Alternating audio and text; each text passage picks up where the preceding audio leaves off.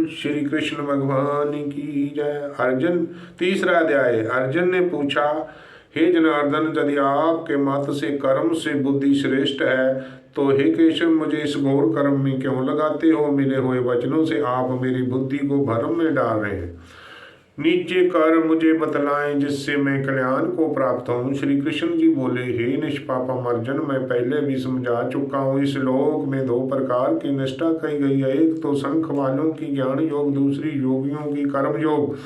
कर्म का आरंभ न करने से कोई निष्कर्म नहीं कहलाता और कर्म का त्याग कर संन्यास ग्रहण करने से किसी को सिद्धि नहीं मिल जाती। मनुष्य क्षण भर में भी कर्म किए बिना नहीं रह सकता। प्रकृति के गुण ही मनुष्यों को कुछ न कुछ कर्मों में लगाए रहते हैं। जो अज्ञानी कर्म इंद्रियों को रोककर आत्मचिंतन के बहाने विषयों की चिंता करते हैं वह पखंडी मिथ्याचारी कहलाते हैं। हे अर्जुन, जो इंद्रियों को मन से दमन कर विषयों में प्रवृत्त न होने देकर उनसे कार्य लेता वह कर्म योग का अभ्यास करता वह श्रेष्ठ कहलाता है। अपने धर्म के अनुसार नियमित कर्म करो, क्योंकि कर्म को न करने से कर्म करना ही अच्छा है। बिना कर्म किए तुम्हारे शरीर का निर्वाह नहीं हो सकता है। कुंती, यज्ञ के नियमित किए जाने वाले कर्मों को छोड़कर जितने भी कर्म हैं उनको करने से मनुष्य को बंधन होता है। अथवा तुम फल की इच्छा त्याग कर यज्ञ के लिए ही कर्म करो। सृष्टि के आरंभ काल में ब्रह्मा जी ने यज्ञ सहित प्रजा को उत्पन्न कर प्रजा से कहा था कि यज्ञ आदि कर्मों को करके वृद्धि को प्राप्त हो। ये सब कर्म तुम्हारे नियामत कामधेनु होंगे। इस यज्ञ से तुम देवताओं को संतुष्ट करते रहो और देवता तुमको संतुष्ट करते रहेंगे। इस प्रकार परंपरा बर्ताव करते हुए तुम और देवता कल्याण को प्राप्त होंगे। यज्ञ आदि कर्मों से प्रसन्न होकर देवता तुमको ईषद शोक की सामग्रियां देंगे, परंतु उनके दिए हुए दान को जो बिना उनके भोग लगाए ग्रहण करता वह चोर है। पंच महायज्ञ करके शेष बचा हुआ भोग ग्रहण करते हैं वह सब पापों से मुक्त हो जाते हैं। और जो अपने ही नियमित अन्न पकाते वह पापी पुरुष पाप का ही भक्षण करते हैं। अन्न से प्राणियों की उत्पत्ति होती है, अन्न मेघ से उत्पन्न होता है, मेघ यज्ञ द्वारा बरसता और ब्रह्म अक्षर परमात्मा से। इसी कारण सदा सब पदार्थों में रहने वाला जो ब्रह्म है वह सब जगह प्रस्तुत है। पार्थ, इस प्रकार चलाए हुए कर्म चक्र के अनुसार जो नहीं चलता वह पापम है और उसका जीवन व्यर्थ है। जो पुरुष आत्मा में ही रत रहता है और आत्मानंद अनुभव से तुप्त रहता है, आत्मा में ही संतुष्ट है, उसे कुछ भी कार्य शेष नहीं। वह कोई कर्म करे या ना करे उसको कोई प्रयोजन अथवा लाभ नहीं और किसी प्राणी से अपना लाभ कर लेने की भी आवश्यकता नहीं। इसलिए तुम फल की प्राप्ति की इच्छा त्याग कर कर्तव्य का पालन करते रहो, क्योंकि फल की इच्छा त्याग कर कर्म करने वाला पुरुष मोक्ष को प्राप्त होता है। राजा जनकादि ने भी कर्म सिद्धियां पाई थी। इस प्रकार तथा लोक संग्रह को देखते हुए तुमको भी कर्म करना उचित है। श्रेष्ठ पुरुष जिस कर्म का आचरण करते हैं दूसरे मनुष्य उसी के अनुसार चलते हैं और वह जिसको प्रमाणित मानते हैं उसी को लोग भी उत्तम मानते हैं। पार्थ, मुझको तीनों लोगों में कुछ भी कर्म शेष नहीं रहा और ना कोई प्रिय वस्तु प्राप्त करनी है। मैं फिर भी कर्म करता रहता। यदि हम ही आलस्य युक्त होकर कर्म नहीं करेंगे तो मनुष्य हर प्रकार से हमारे पथ का अनुकरण करेंगे। जो मैं ही कर्म ना करूँगा तो सब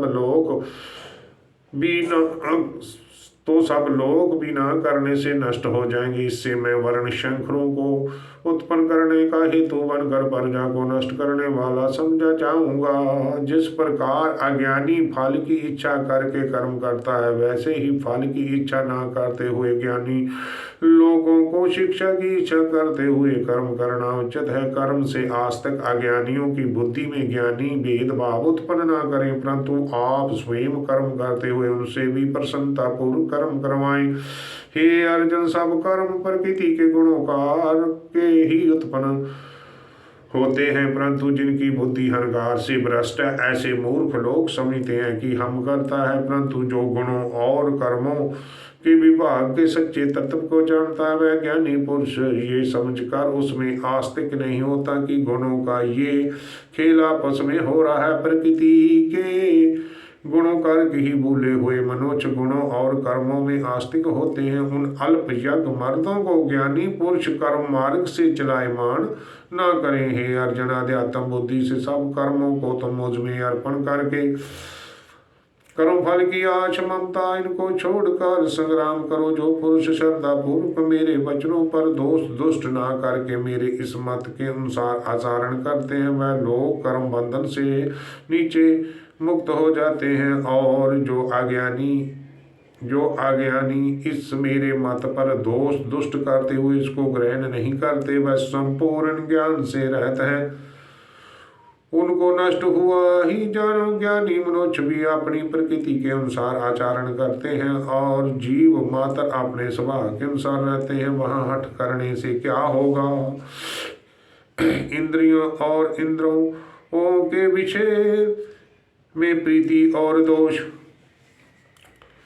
दोनों ही व्यवस्था है। इन राग और दोष के वश में ना होना चाहिए। ये मनुष्य के शत्रु हैं। अपना कठिन धर्म भी दूसरे के सहज धर्म से हितकारी है। सर्व धर्मों में मरना भी कल्याणकारक है, परंतु अन्य धर्म भयानक है। अर्जुन ने कहा, हे विष्णु नंदन श्री कृष्ण, पुरुष को पाप करने की इच्छा न होते हुए भी कौन उसे बलात्कार पाप मार्ग में प्रवृत्त करवाता है। कृष्ण भगवान बोले, हे अर्जुन, रजोगुण से उत्पन्न होने वाला काम क्रोध मनुष्य को पाप मार्ग में ले जाता है। इस कार्य के उत्पन्न इच्छा कभी तो पत नहीं होती। ये महापापी और शत्रु है।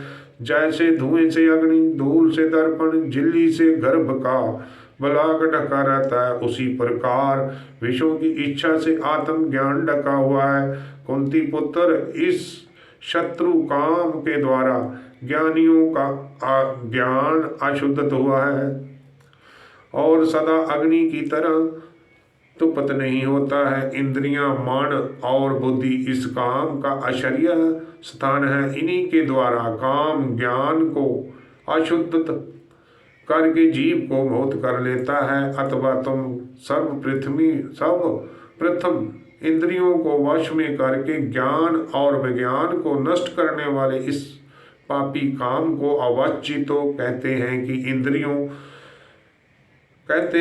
इंद्रियां सबसे प्रबल हैं, इंद्रियों से भी प्रबल मन है। इस प्रकार जो बुद्धि से परे उस आत्म को जानकर नित्यम बुद्धि द्वारा मन को निश्चल करके, हे मामोय, तुम इस दरिद्र शत्रु काम को जीत लो। बोल श्री कृष्ण भगवान की जय। गोविंद जय जय, गोपाल जय जय, गोविंद जय जय।